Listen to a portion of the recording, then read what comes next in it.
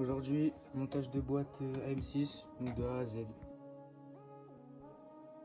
Donc pour cette vidéo, ça va être une boîte 3 rondelles, mais je vais vous montrer comment différencier une 3 rondelles et une 5 rondelles.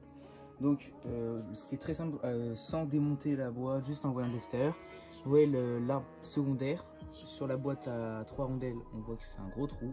Et sur la boîte à 5 rondelles, on voit que c'est un petit trou. Donc ça apparaît juste ici, donc quand l'axe il sort, là où il y a votre pignon, et vous pouvez le savoir comme ça.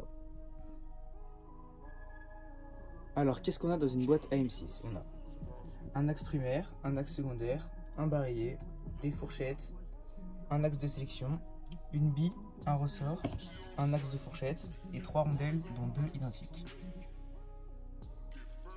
Ce que je vous conseille avant tout, c'est de le mettre sur des cales. Bon, c'est obligatoire de le mettre sur quelque chose, mais des cales en bois pour pas abîmer vos carters. Et c'est pour que tout ce qui dépasse en dessous, et bah, ça touche pas le sol et du coup ça gêne pas lors du montage.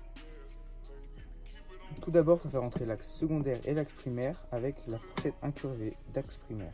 Il faut bien que la fourchette aille sur cet axe juste ici. Il faut faire attention à ce qu'il passe bien dedans, gauche à droite. Il faut faire attention aussi à ce que l'axe secondaire aille bien dans son logement. Hop, et voilà, les deux y sont là. Ensuite, la fourchette avec un coude, il faut la mettre en bas de l'axe secondaire. Pareil pour cette fourchette juste ici, il faut la mettre en haut, juste là. Voilà, donc ça fait deux ici, une ici. Ensuite, on va mettre notre ressort dans ce trou juste là. La bille juste au-dessus du ressort. Ensuite, le barillet de sélection, la petite cage à aiguille juste à côté de la bille. Hop. Pendant ce temps qu'on met le barillet, il faut remonter cette fourchette et prendre dans la gorge du milieu. Donc là, on a une gorge juste ici. Il faut que l'axe, des fois, il faut relever un peu. Voilà, hop. Comme ça.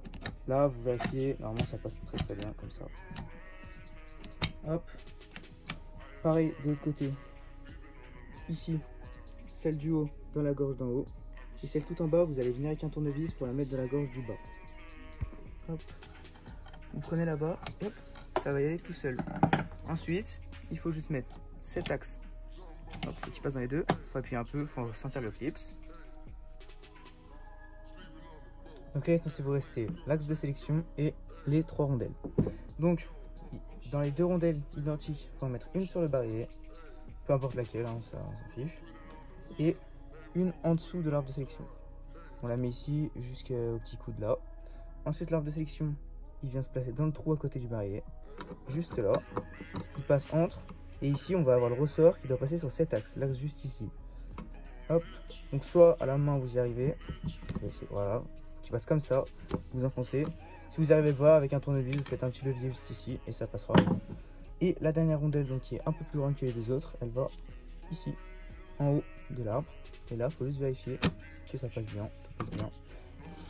Là, bon, elle fait un bruit bizarre parce que j'ai pas nettoyé mes roulements, mais soit elle est complètement libre comme ça, c'est bon. Si elle fait un demi-tour et elle bloque, c'est pareil, c'est bon. Juste le temps que ça se calibre bien, tout ça. Ce que je vous conseille de faire quand même, c'est avant de tout remonter avec la patelle, tout ça, c'est de faire un montage à blanc, comme ça. Là, il faudrait appuyer et voir que tout passe bien. Voilà, que toutes les vitesses passent, tout ça. Après, à la main, honnêtement, le ressenti, il est pourri. On n'a que des points morts et tout, mais voilà. Normalement, là, monter comme ça, il n'y a pas de raison que ça aille pas.